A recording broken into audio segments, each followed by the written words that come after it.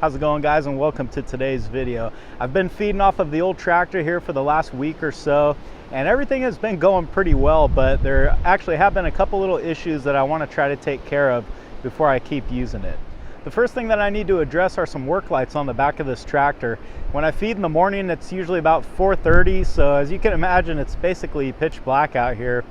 And if there's a full moon, I can see kind of okay, but that's not always the case. So I need to do something about that so I have a reliable source of light and I can see what I'm doing. That's what we're doing today on Farmer Tyler Ranch.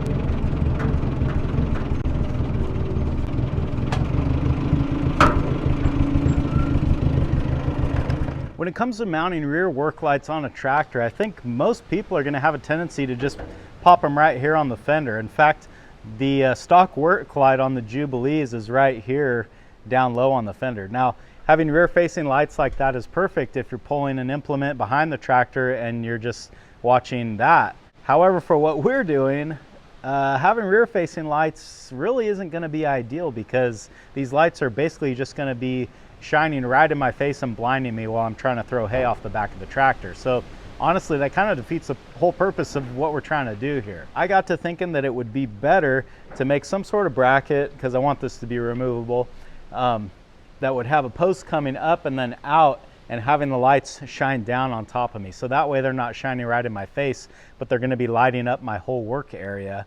And hopefully that's going to make it easier for me to see what I'm doing and also make it easier for the cows to see me so that I don't accidentally get knocked over. Obviously, I'm going to need to be doing something about these headlights as well. These are 6-volt headlights and they're not going to work with the new 12-volt system. But I don't want to just put a modern looking LED cube light up here because I do kind of want to try to maintain as much of the original pieces as I can. So what I'm going to end up doing is ordering some 12-volt guts basically for this headlight assembly, and that way I can still use this headlight housing and keep that original look. We're not doing that today though because I still haven't ordered those parts. For now, I mostly just need lights on the back. The first thing that I'm going to need is a mount piece that can go right here. There happens to already be some holes drilled, so I'm going to try to utilize those if I can. But it looks like we need about a 1-foot long piece to bolt on there. So let's go cut that out. I don't know if any of you guys have ever noticed before, but underneath my chop saw, there are a bunch of little scrap pieces of metal. And every time I cut a piece off of a long stick and it's, 2-3 feet long, I think I'll probably never use it again, but I just can't bring myself to throw it away. This is a perfect reason why I keep this kind of stuff.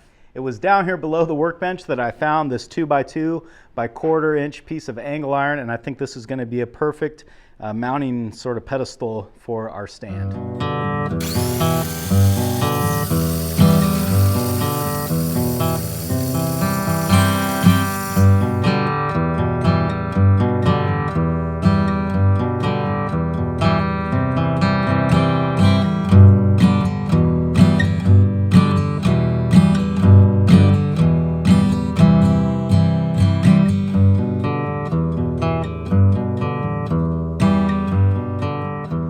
Vertical post on this light mount, I'm going to use this 1.5 by 1/8 inch wall square, and the two big concerns that I have with this is, will it be tall enough so that it's not in my way and I'm not hitting my head on it all the time, but will it be short enough so that I can still pull this tractor into the barn? Now, like an idiot, I forgot to measure the height of the barn while I was over there, but years and years of walking into that barn, I pretty well know that the barn is about the same height as about as high as I can reach. So I'm just going to use that as a measurement and hopefully it fits. If it doesn't, it's not going to be the hardest thing in the world to fix. For now, that's what we're going to go with. High as I can reach, right there.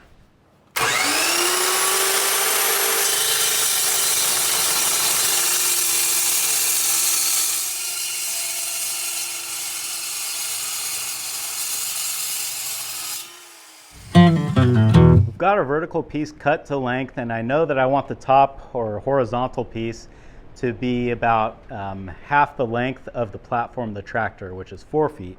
So I need to cut this off at 2 feet. I had this piece of flat bar sitting in my scrap pile as well, and I think it's going to work just about perfect to mount the lights.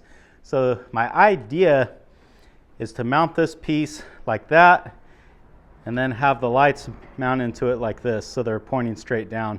And I think that should be a pretty solid mount, and it should put the light right about where I want it. So I've got all my pieces cut out now. There's really nothing left to do but weld them all together. So that's what we're going to do now.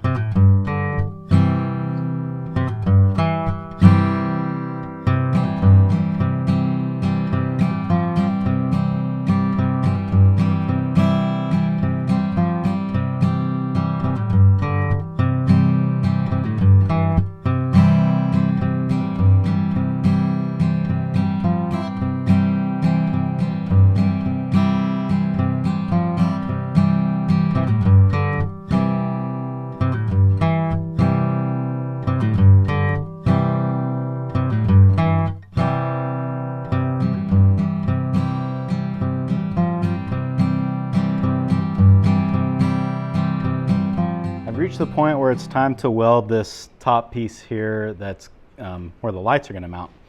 So it is going to go just like this. Now, the thing that I got to thinking was there's really no way for me to just set it on here and make sure that it's perfectly straight this way or that way. It would be easy to get it off a little bit. So what I'm going to do is take a straight-ish edge here and clamp it on the top so that now when I put my piece on, I know that it's going to be straight. The other thing that I'm going to have to verify is to make sure we're good that way, but that's easy to do with the square. And we're pretty close.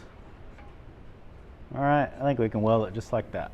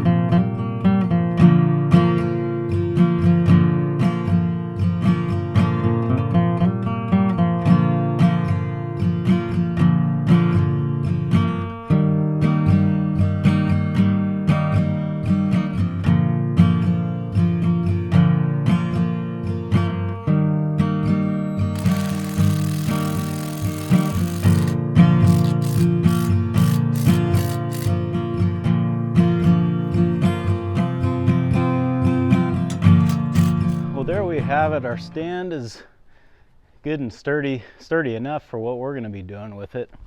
And I did a quick little makeshift wiring job that's not permanent, but it works. So hopefully tomorrow morning feeding's going to be a little bit easier.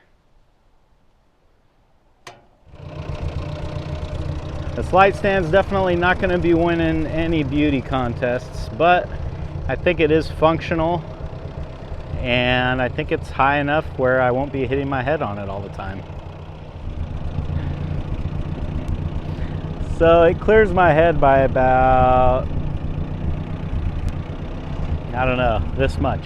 I decided not to go ahead and do a permanent wiring job because when I do the headlight and the wires in the front, I was probably gonna end up undoing everything that I would have done for this anyway. So for now, it's just a temporary job. That's why I'm not showing it to you guys, because it's nothing pretty and nothing really to be proud of, but it does work. So the next step is to take this thing out in the morning and feed and see how it goes. It's the next morning, and as you guys can see, it's plenty dark outside, so this is why we put the lights on there. Let's go test them out and see how they look.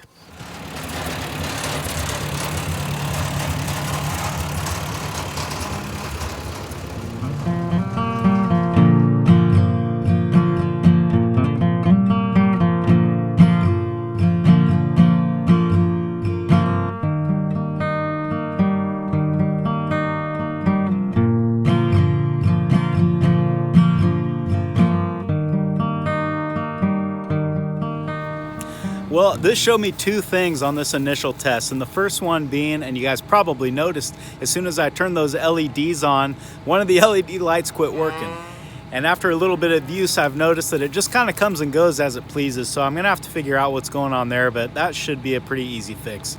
The other thing that I noticed is that as I'm going along out there, working under the light, my eyes are never really able to adjust to the darkness, so it makes it really hard to see anywhere else around me, and it makes it really hard to see where the tractor is going. So I think getting a front-facing headlight is going to be priority number one from here on out.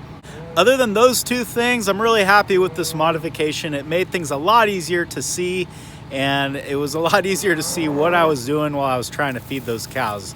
Thanks for hanging out with me today, guys, and I hope I'll see you again on Farmer Tyler Ranch.